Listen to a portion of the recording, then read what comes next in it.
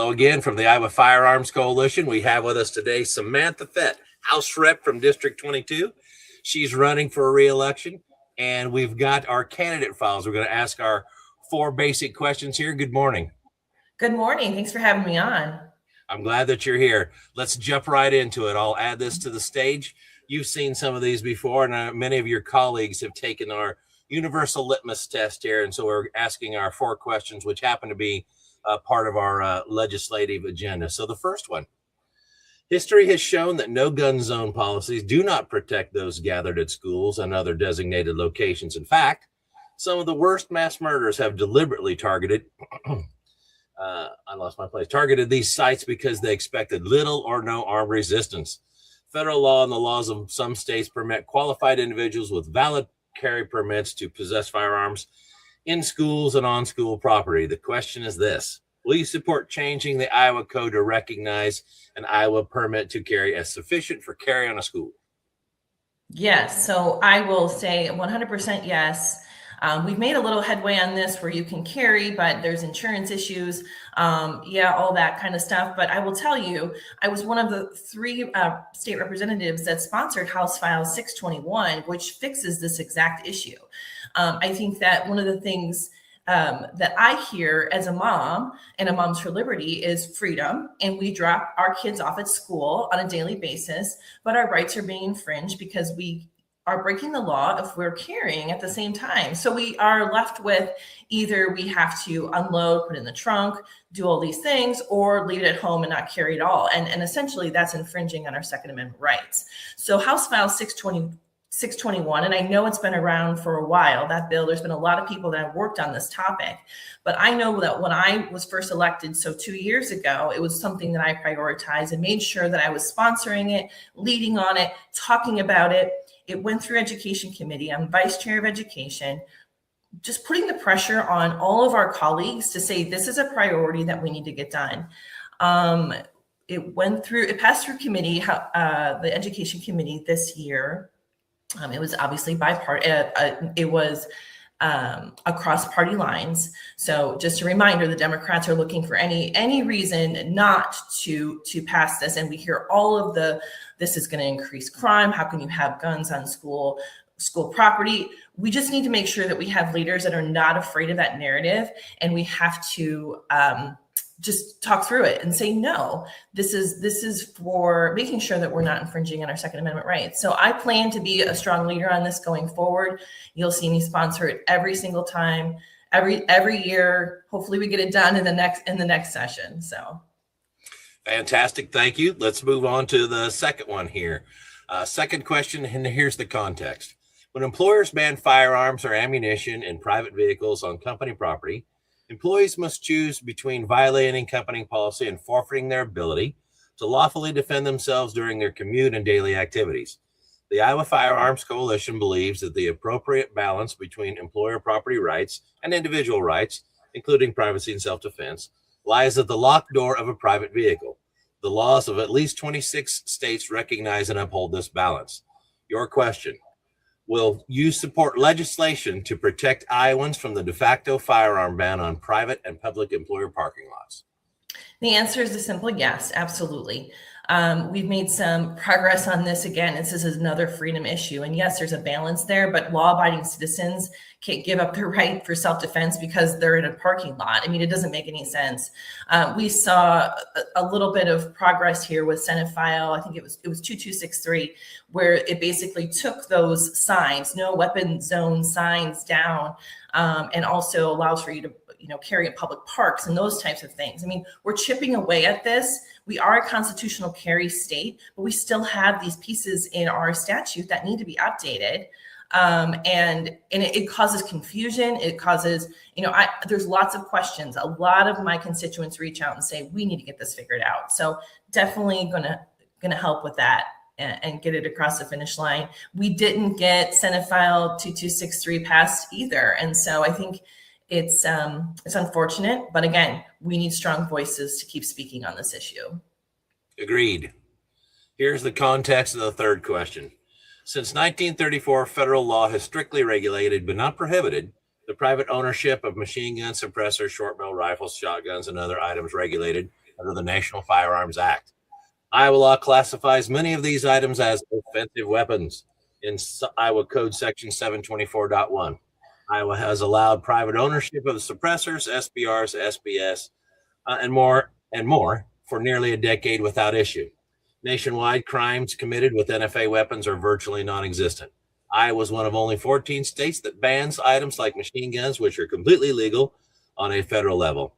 The Supreme Court's Bruin decision is being cited to overturn bans and challenge the remaining injustices scattered across America. The question is this: will you support removing 724.1 and related statutes from Iowa Code? Again, another yes, absolutely. That code's a mess. I mean, if we're following federal constitutional decisions, there's no reason to have those statutes in there. And specifically, 724.29 is something that I worked on personally this year with Senate File 2274, which, if you look at that statute, it's not allowing for the sale of trigger devices, which it was put in the statute in 1990, and they're outdated. And so what it's doing is it's pressuring manufacturers from not being able to sell these devices that are perfectly legal. I mean, we have these new updated modern technology, binary devices, those types of things that we can use, and they're perfectly legal in Iowa and for federal law. So all that's doing, that statute is just, again, causing confusion. And so now we're restricting our Second Amendment rights by not being able to buy these things. I know that there's been manufacturers that are hesitant to do that because I think that there's going to be a lawyer out there that's going to state this statute. And so it's become an urgent issue. When I ran the bill in the Judiciary Committee, one of the things I said was, this is a freedom issue. This is a freedom bill, because the question kept coming up from Democrats: why are we dealing with this? Why are we doing this? And we had to explain what trigger devices were and go into this whole big depth. I mean, obviously they don't understand the language, and they want to find ways to say no to any ability for us to continue the momentum and making sure our code is up to date, so we're not infringing on our Second Amendment rights. So we'll keep working on that again. And I continue to be on the front lines of a lot of this. I'm on education and judiciary, and a lot of those topics come up, and I'm not afraid to talk about it and lead on it. Thank you. Okay, so here's the context for the fourth and remaining question. The Iowa Firearms Coalition supports the creation of a specialty Gadsden flag license plate in Iowa to recognize and celebrate Second Amendment rights while affirming opposition to government overreach. The plate would serve as a voluntary funding source for firearm safety and educational programs through an additional registration fee. Although the proposal passed the Iowa House with bipartisan support in 2024 and 2025, it failed to advance in the Senate. In 2026, Senate leadership, after having given personal assurances, we're going to get this done, offered Iowans a bait-and-switch bill funding bureaucracies, the NRC, along with Homeland Security and Emergency Management. That was Senate File 2409. IFC is encouraging Iowans to support the measure, which we believe reflects the will of the people, particularly following the overwhelming adoption of Iowa's Freedom Amendment. Featuring the historic "Don't Tread on Me" motto, the Gadsden flag has long symbolized individual liberty and resistance to unnecessary government intrusion, making it a fitting choice for a specialty license plate. The question is this: will you support the Gadsden plate legislation that directs voluntary funding to 2E education, safety, and training?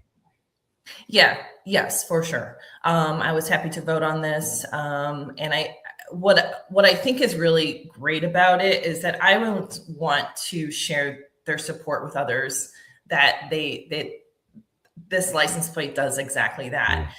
In addition, what I really like about this is the education funding that it goes to. I think that, just my background in education, I think that's the main source of how we move forward in 2A here in the state. Look at trap shooting. It's one of the biggest growing sports in the state of Iowa. There's a reason for that.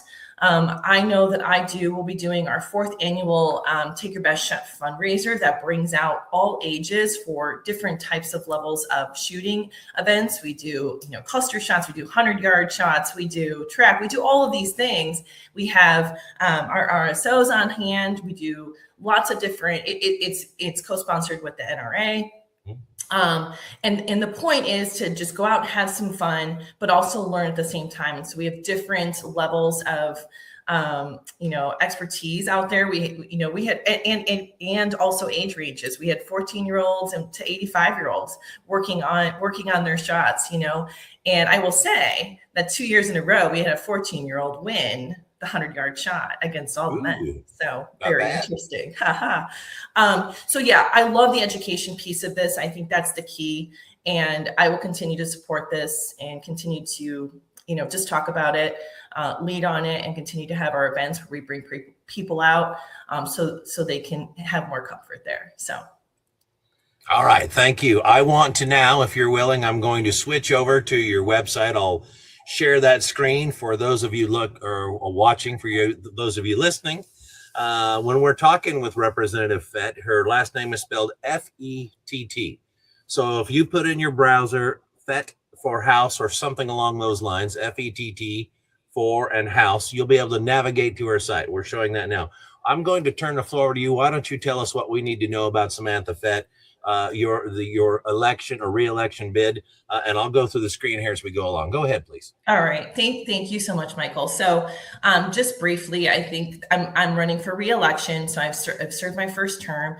I was on some of the big committees: education, judiciary, government oversight, agriculture, and got a lot of things accomplished. It's been really great.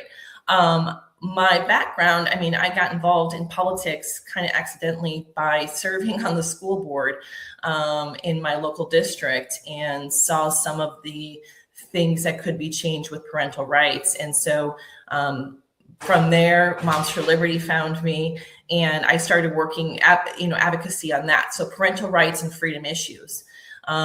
And that's really been my focus and my momentum to run for office. And so here I am. And so I'm trying to serve with integrity, but I stand for a lot of really tough issues. There's been a lot of really strong legislators that have come before me, and I want to make sure that I do them justice and stand strong on some of these freedom issues as well. So whether that's parental rights, education freedom, pro-life, 2A, I'm not afraid to raise my hand and say, hey, I'll run this, I'll do it, I'll talk about these hard issues, because that's what it takes. And that's what my constituents want. That's what Iowans want. They want someone that's not afraid to talk about things that, may get them pushback. We know what we want to prioritize. And so I just want to be that steadfast leader and make sure that we continue keeping Iowa free, and doing all the things that matter to Iowans. Look at in regards to 2A. Look at Maryland. They just did a ban on Glocks because they might be modified for something illegal. How ridiculous. And luckily we have here in Iowa the constitutional amendment, which is fundamental. That strict scrutiny is fundamental, because then there's no government overreach to restrict our rights. So it's about protecting those things.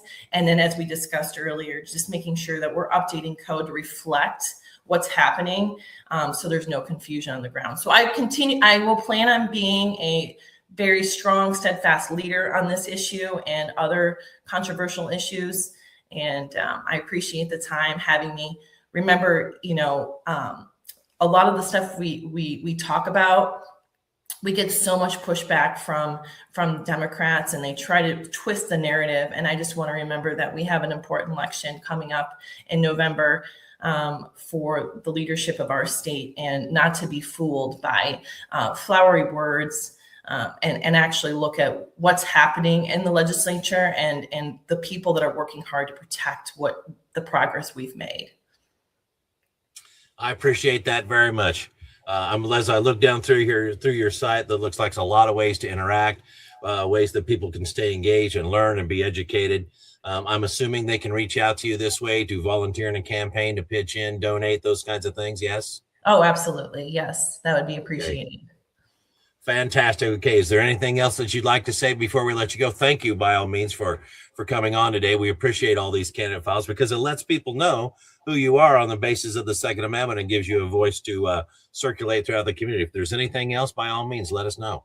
Yes. Thank you so much, Michael. I appreciate the time, and we'll see you around. All right. Thank you. Have a great day. Thank you.